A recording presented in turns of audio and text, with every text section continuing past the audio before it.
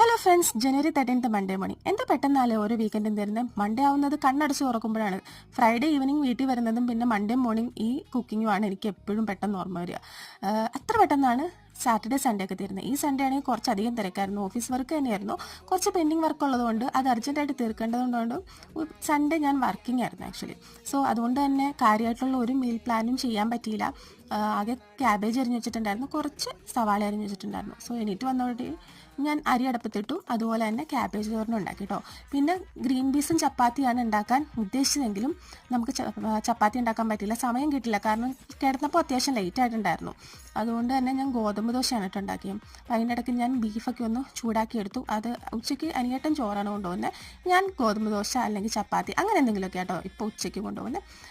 രാവിലെ ബ്രേക്ക്ഫാസ്റ്റിന് ഇഷക്കുട്ടിക്ക് ഈ ദോശയിൽ ഞാൻ ഹോം മെയ്ഡ് നൂട്ടെല്ലാം തേച്ചിട്ടാണ് കൊടുത്തു വിട്ടത്. അനിയേട്ടനും എനിക്കും ഗോതമ്പ് ദോശയും അതുപോലെ ഗ്രീൻ പീസ്